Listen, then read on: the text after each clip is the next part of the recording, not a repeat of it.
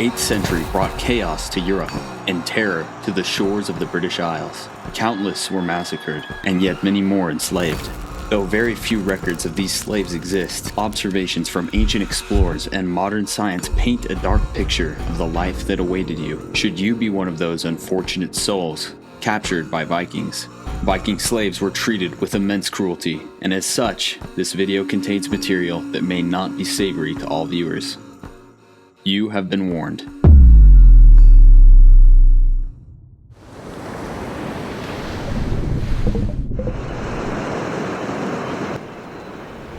Lindisfarne, 793 AD. A quaint island off the coast of what was then known as the Kingdom of Northumbria.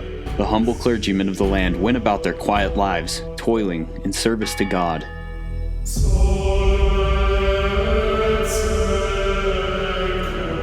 Without warning, a force of Northmen attacked the unsuspecting monks. And like actual wolves amongst sheep, they stood no chance. The defenseless were slaughtered, the monastery plundered, sacred relics either pillaged or burned.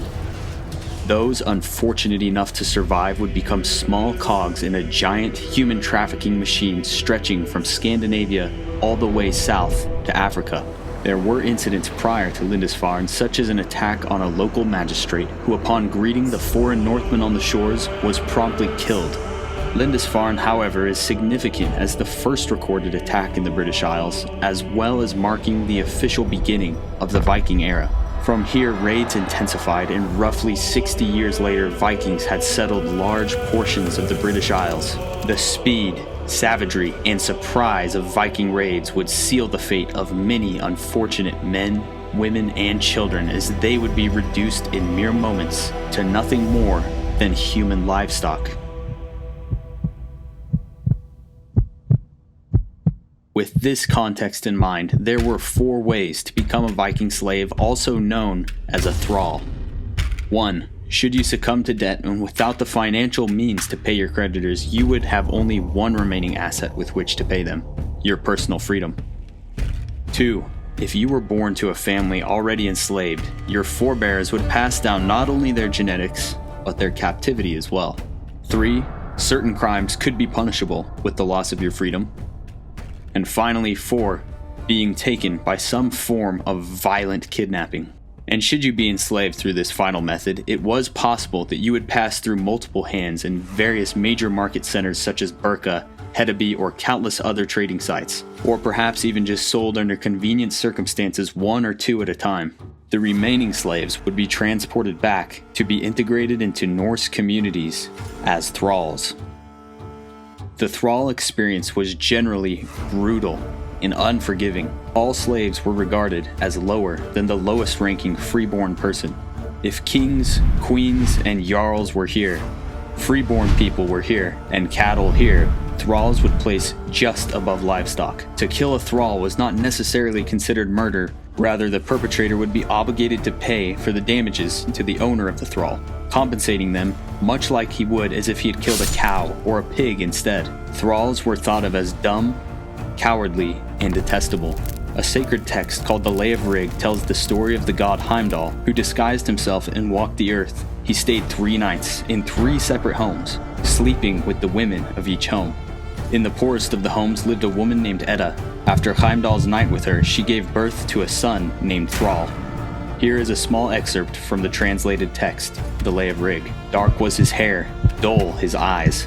On his hand the skin was scraggy and wrinkled, his face ugly. It wouldn't be long before Thrall met and took a wife. Came to his cottage a crook-legged wench. Her soles were dirty and sunburnt her arms. Her nose hooked downwards, and her name was Drudge. From this union came children boasting names such as Bastard, Paunch, Stumpy, and Serving Maid, to name just a few. The lore and the very core beliefs of Vikings ingrained in them a way of thinking towards their thralls. They were destined to be the lowest class, and it showed in everyday life. From the moment they awoke, they were reminded of their lack of humanity as they were stored in the same longhouse as the other domestic animals. And just like the creatures they slept with, they could be punished and beaten by their masters without consequence or question.